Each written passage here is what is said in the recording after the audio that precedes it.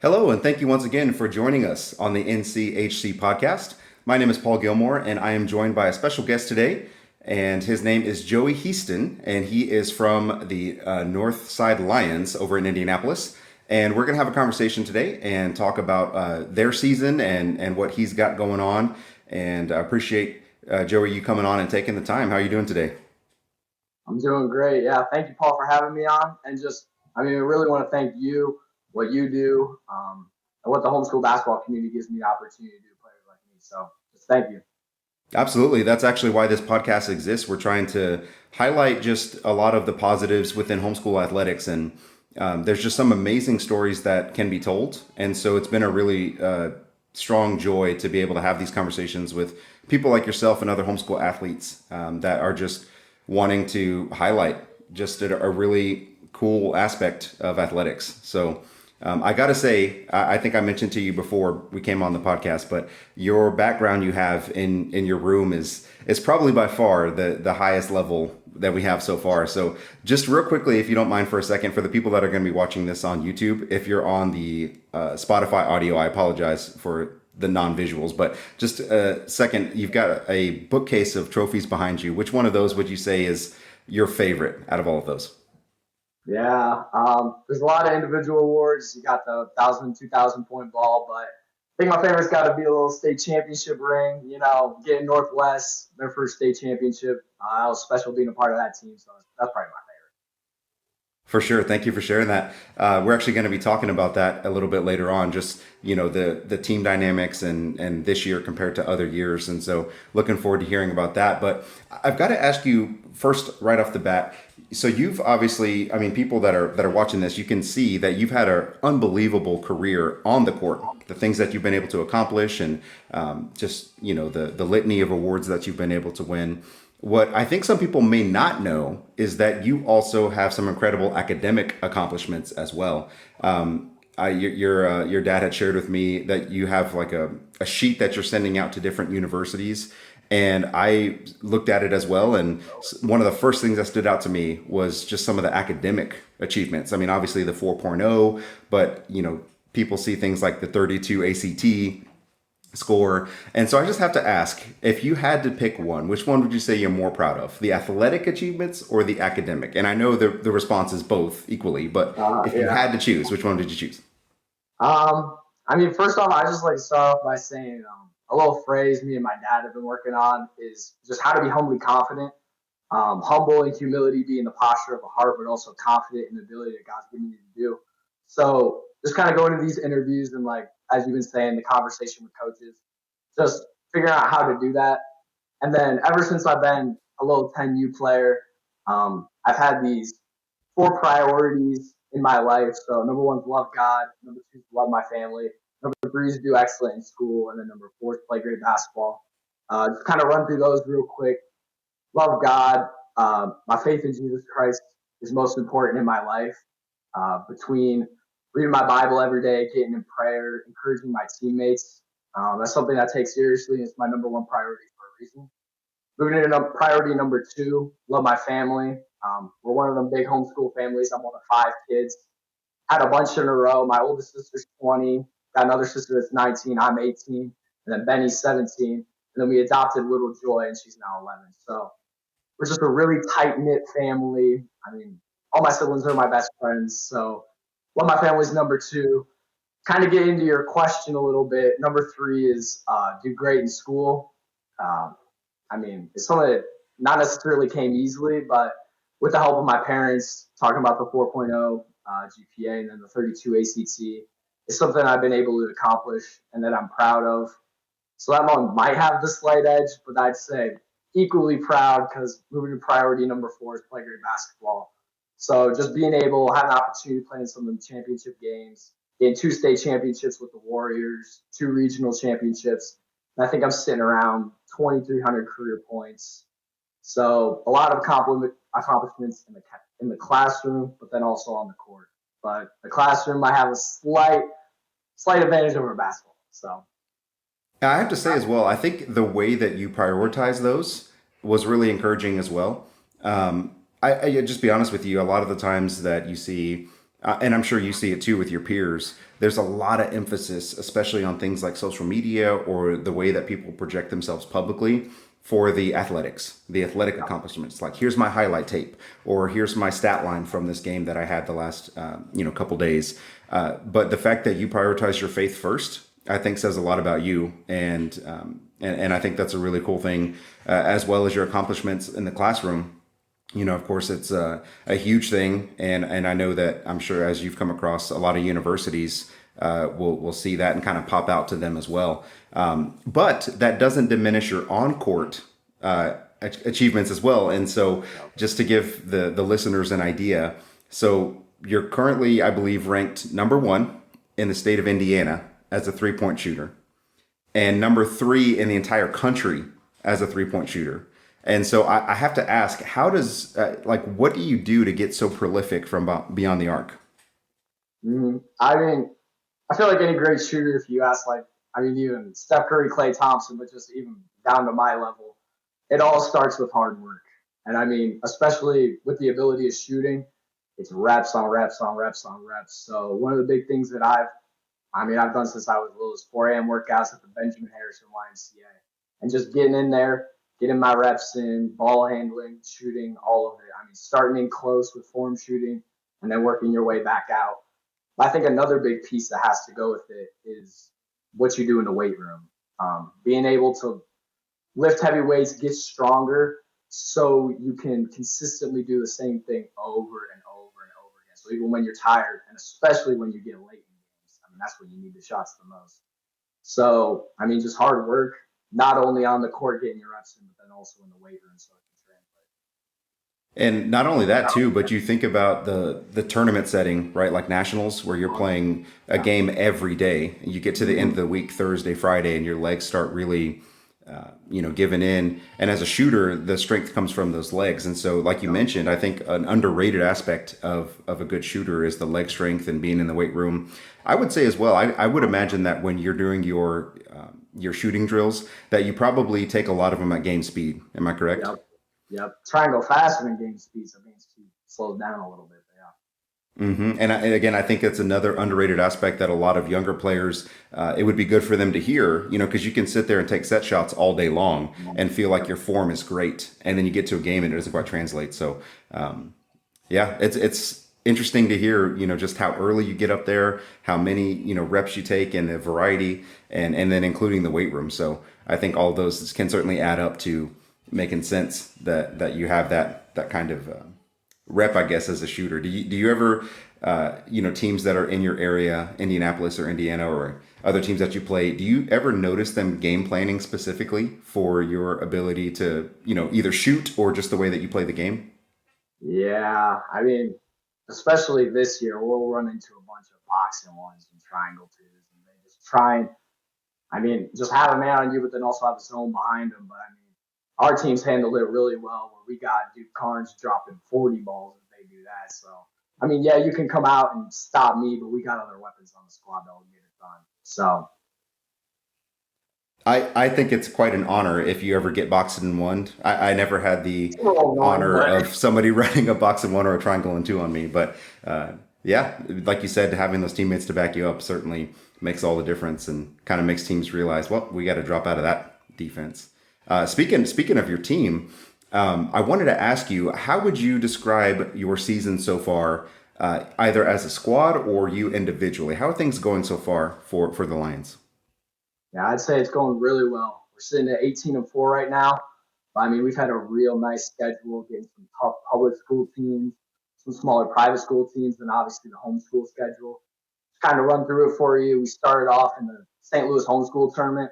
It was just a great tournament that they put together down there to play against some of the top homeschool teams. It's almost like a mini nationals, but made to the semifinals there and faced MHEA. And I mean, the golden standard of homeschool basketball, pretty much. I mean, you had Justin Morgan work through that program, go D1 at Murray State. We got the Thomas brothers there now, and I mean, they just got a stacked squad. So, I mean, get an opportunity to play them early. We lost by 20, but I'd like to say it was a really competitive game. And having some younger, I think we got 3, 4 JVH players on our team. So just seeing the way we could compete against the back-to-back-to-back national championships and uh, it was nice seeing that early in the season. So we ended up coming in third there. Moving forward, we got the Crossroads Clash, which is our tournament here in Indy. We play at Pacers Athletic Center. Three more really good homeschool games. We faced LKY Saints first round, which we were high seed and they were lower, so we thought we were going to have a kind of easier game. But props to LKY, they got a squad down there in Louisville. Took us all the way down to the last play, and I actually hit my first game winner against them. So that was fun, but first round scares isn't always the best at the beginning of the tournament. So we'll survive in advance. Moving to the next round, we play West Michigan Hornets. Always a super solid varsity team up in Michigan. I got my boy Grayson over there who will play in college, and then Big Josiah. I mean, being 6'10" in homeschool basketball, I mean, that's a force. So we got a nice solid win against them.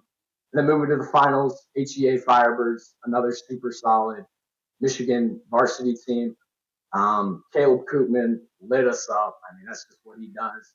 But we ended up pulling it out. It was a slow first half, but we hit some threes in the second half and didn't look back and got my first dunk in that game. So it was a fun time getting first place at the Crossroads Clash. And then we got to play in a smaller school, but Indiana high school Christmas tournament with some of the best 1A, 2A teams in the state, which is the smaller divisions here in Indiana. We made it to the finals, and we played a real nice Tipton team. They got a kid that's got IU looking at him.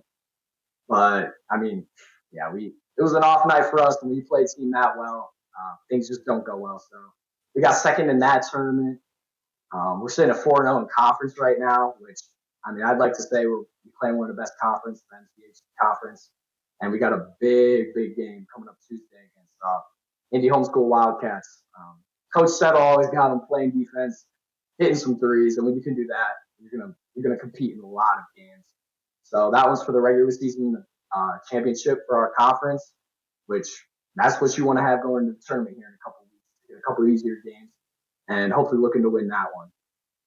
Me individually, we got to play a real big game down in Richmond, Indiana. They're a top 10 4A school, which is the biggest division. And I think they have the fourth largest gym in the United States for a high school team. So we got to play in this like mini arena. It was a ton of fun getting to play there with the boys. I finished with 29, like 7 boards, 6 assists. So I had a real solid game. But to be able to do it there and against that competition, I think I got 3-4 D1 guys on. Excuse me. They got a kid going to Butler, Kent State, Miami of Ohio, so just a super solid 4A team. And then another one was we went down to Columbus, which, I mean, it's just a tough place to play there. And we knew that going in. So I got my first 40 ball, 7 threes, stuff like that. So being able to go into Columbus, especially early in the season, and get that win with that type of stat line.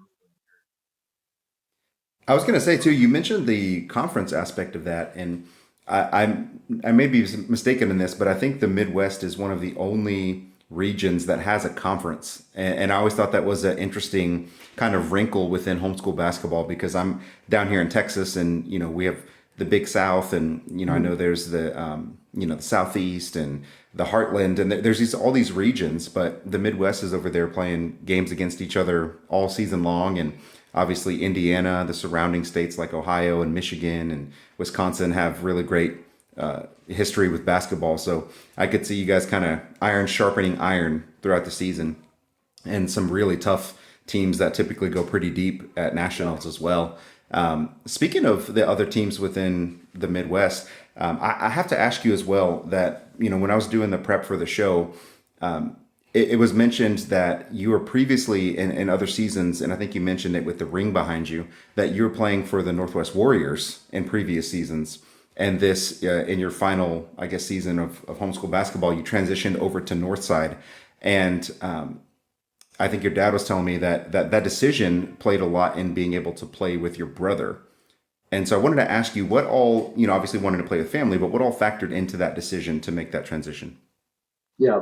I mean, first, just to start off, Northwest, I mean, that's my family. It's all love over there. Coach Will Tolbert, I mean, he's like family to me, but just the opportunity they gave me as an 8th grader to go over and play on the JV team, as a freshman to start varsity.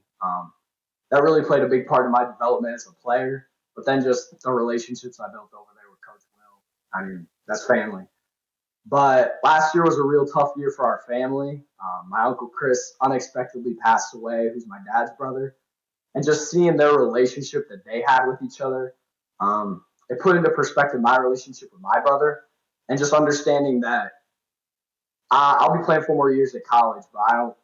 I mean, Benny's more interested in hanging with friends and stuff like that. So just having 1 more year to be able to play with not only with my brother, but then have our dad assistant coach us. I mean, it took a lot of prayer, a lot of hard conversations, but I think the reason the move happened was to play with Benny, but then also that I mean, have our dad coach us. But it's not like, I mean, I wasn't going to no scrub team either. I mean, Duke Carnes, Cam Brunk, Benny Heaston, they've been winning national championships since 10 years. So that helped play a little part going to that squad. But I mean, Northwest still's got a great squad. They're going to be competing in the conference championship coming up. So, but yeah. So the last time I did my research, which was not too long ago, if I'm not mistaken, you have 6 college offers. Is that where we still stand? Yeah. And so when you think about and I know right now you're focused on the season and you're probably not trying to take too much time to think about beyond, but if you'll just indulge me, when you think about what happens after your high school career, what are you typically looking for in a school? Like what kind of things interest you? And then secondly, what steps would you encourage other homeschool athletes to take in their journey to also try to play at the next level? Yep. Yeah, I've been blessed with sixth grade opportunities to play at the next level. D2, D3, NAIA level type schools. Was getting a couple of D1 sniffs, but it's just the way with the transfer portal right now. There's so many players floating through. You got 6, 7, 8 year seniors. So I don't think that opportunity will present itself. But I think a big thing I look for in a school is just academics. I mean, with the way my grades are right now, how am I going to continue to academically be challenged and go somewhere where I can get a great degree for when basketball's all said and done, whenever that is. And then, I mean, basketball wise, I want to go somewhere that's going to compete in league, national championships, wherever that is. So those are probably 2 things. But then just to, encourage some of the homeschool hoopers out there that are trying to get some looks. It's hard. I mean, you don't have too many people pulling for you. I think it starts with just working hard. And you have to be a college level player if you want to play in college. So just putting the work in, being that player. But once you do that, get on a great AAU team. There's always so many coaches floating around at those AAU tournaments. And I got blessed with the opportunity to play for the Indy Nets. My coach was Roosevelt Colvin. If you don't know who he is, he was a linebacker for the Patriots and won 2 Super Bowl rings with Tom Brady. And his son, Miles Colvin, plays Purdue basketball. And, them being number 1 in the nation and him getting minutes, that was really cool having him on the bench for a couple of our tournaments. Some more things, you got to get some film. So, ask one of the moms to get the iPad out and tape some of your games and then put together highlight tapes. Throw it up on YouTube. Twitter's really good too. But then send emails out to coaches and just try and get your name out there. Because, it's hard to recruit someone that you don't know who they are. So, kind of to wrap it up with that same idea, getting up to the camps that are on campus and then just scheduling, a talk with the coach and just, go back to the humbly confident part. It's really weird talking about yourself that highly to a coach that like, oh, I want to recruit you, like yada yada. But it's something you have to do if they don't know who you are. So you just have to lay the facts for them, and just get your name out there. It's the hardest part. So yeah, it's not easy, but if you're willing to put your foot forward, it's definitely there for the team. So. And we've had conversations on this podcast before about this idea of, for some athletes, if you don't start getting looks from D1 schools, it's almost like you're failing. Yeah. And I would certainly push back on that and just talk about just the sheer amount of opportunities that you have and just the competitive nature of schools at all of the levels. You mentioned the transfer portal. That's only creating even more, I guess chaos, but competitive chaos within the different schools. And so, like you said, I like the fact that you mentioned being proactive about putting yourself out there. And you're right, it's not easy to do, but for people that are, thinking these coaches are just going to come find me, it's certainly not as easy as it seems. Yeah. Yeah. Obviously, people at a certain level, they get looked by everybody, Mhm. but for the average, homeschool hooper, like you mentioned, I think it certainly is a lot more of, hey, let me reach out and see if I can put myself out there. So I appreciate you sharing that information. I know people that listen to the podcast may be interested, or still playing, or even coaches trying to think through how to help their kids get to another level. So I appreciate you sharing that. Speaking of which, we're a couple of weeks away from kind of some postseason homeschool basketball starting to happen. Our district tournaments coming up end of January, and then we've got our regionals and our nationals. So when you think about those postseason tournaments and those opportunities that you've had to play in those, what do you enjoy most about the postseason participation for homeschool basketball? Mhm. Yeah, I mean, obviously, when it comes to postseason, you're going to get some great games against some great homeschool teams. And just seeing that, I mean, that's a bunch of fun. But I think when it comes postseason time, especially regionals and nationals, I think everybody's favorite part would just be going down there with all your friends. I mean, my team, those are all my boys. So just going down to Missouri with the boys. I mean, it's snowing here in Indiana, so throwing some shorts on, going to the arch, stuff like that. I mean, just going out, having fun, cheering for the other teams. I think that's really what it's all about, and just enjoying it, especially as a senior. I mean, I'm enjoying all the little things this year. So, You mentioned being a senior. You've got a couple more months of playing at the high school level, and we talked about a lot of the on-court accolades and the shooting and the points per game, and all the things that you've been able to accomplish. But in what ways would you say you're still trying to develop your game, even at this level that you're at? mhm. Yeah, I think I worked really hard to get my shooting to the level where it's been, but I think I've got so much more room for growth. I think that starts with ball handling, just being a strong ball handler, being a guard going into college, and then finishing around the rim. Because I mean, people be flying at me now with the 3 point shooting ability. So being able to take it into the rack, take it strong, get to the free throw line. There's a lot of points up for grabs there. Um, I mean, going back to what I was saying earlier, just getting in the weight room, keep getting stronger, upper body and especially lower body, being able to take those hits, but then getting after it on the defensive end. Because there's not too many 6'2" shooting guards playing college, but if you are, you got to be locked down on defense. You can't be getting pucked down there. So just building that strength to be a better defender, but then also finish on the rack. Those are probably stuff I'm working on. You mentioned earlier playing in the St. Louis tip-off tournament against teams like MHEA. Yep. When you think about the end of your season, and you think about the way that you want to want it to play out, and obviously everybody goes to nationals hoping to win it all, but I think very few realistically feel like they have a chance to win it all. So when you think about the postseason and nationals, what would you say is the ceiling for Northside? Like if everything were to play out the way that you thought it would, if it went well, what would be the absolute ceiling for Northside this season? Yeah, I mean, I think it goes back to the beginning of the season when we were having meetings as a team, and we came up with a little clause: complete the mission, and the mission being win every tournament. And I know that's a high goal, but we've competed in every tournament we've been in so far, coming in third at St. Louis, winning Crossroads Clash, and then we got second in that Christmas tournament. But moving forward, we got Fort Wayne Guard Invitational Tournament coming up, hoping to win that one. There's a lot of great homeschool teams there. But then just moving into conference, state, regionals, and nationals.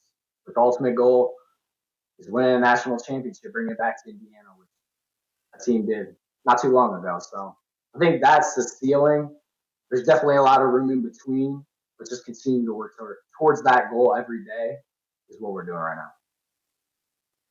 So your jersey, you've got a number of your choosing. So can you tell me about your jersey number and the significance of why you have that number? Oh yeah. So number 10, my old man Pops was wearing it in high school when he played at Toledo Christian in Northwest Ohio. Um, I mean, when I was little, when I was like 5 years old, I would make videos for the head coach on the varsity team there with the mini hoop in the back. I was like, I can't wait to be the starting point guard for Toledo Christian. Now, God moved us here to Indy, and now I'm playing homeschool basketball, which is great. But I mean, it's nothing but love for the people up in Toledo. Whenever I'm up there, I can get in Toledo Christian, get an early workout in, and it's nothing but love for Coach McQueen. So, but number 10 is for my dad. That's really cool. So okay, all right, Joey. Last question: How does your faith play into the way that you play basketball and the way that you conduct yourself as a young man? Yeah, for sure. I'd just like to start by saying the Northside Lions as an organization lays it out really well for us. We do team devos once a week, and they're player led. So I've led one of those. A bunch of the varsity guys have. We got a couple of JV guys doing it too. But just being able to go up there, share a verse, share how it applies to our life. Um, just doing that as a team not only builds camaraderie but also builds our faith together. So I think that's a big thing. Another one being we had the Lion workout that we did during the summer. So not only are you getting 100 shots up, run a mile, do 100 push-ups, stuff like that, but you're reaching out to a teammate and you're encouraging them throughout the day. You're getting in the Word, reading a chapter of the Bible every day. So just, I mean, a lot of it comes with consistency and just doing the small things every day. It doesn't have to be nothing major, but I mean, once consistency builds up, so just continuing to build that faith. And then I think a step that I've taken personally, I told you about the goal that we have of winning every tournament. And when you're playing in those big games, all eyes are on us, and there's a lot of eyes on me. So just really reflecting and trying to figure out how I reflect Christ while I'm on the court playing. And I think what it comes down to is really just playing with joy, and joy being one of the fruits of the Spirit. But going out there, reflecting Christ in that way, but then also, I mean, it just helps me play better as a shooter. Even if you're tight and all nervous about, oh, we're playing in the championship and throwing up some bricks, like just go out there, have fun with the people you're with, reflect Christ in that way, and just, I mean, we put in the work, we put in the 4 a.m. Ultimately, God's got a plan, and that's going to happen. So just go out there, have fun, let it fly, stuff like that. But I say those three things have been really big for me. Well, Joey, I've never had the pleasure to meet you in person. It's certainly been an honor getting to know you and learn a little bit more about you and the way that God is moving in your life and in your family's life and the program Northside. And I'm really looking forward to seeing you up at Nationals. Hopefully, we can meet up over there and I can shake your hand and say hello officially. But thank you so much for joining us on the podcast. And I hope that you continue to have a blessed season for you guys the rest of the way. Hope you guys stay healthy. And I hope y'all are able to enjoy the time that you have that's left in homeschool basketball. So thank you so much for joining us on the podcast. Yes, sir. Thanks for having me. I mean, just want to shout out you, Rob Flatt, and what you guys do for us as homeschool hoopers. Just giving us a platform. Just really love what you guys are doing. So keep doing what you're doing. Thank you. I appreciate it. All right. Thank you, Joey.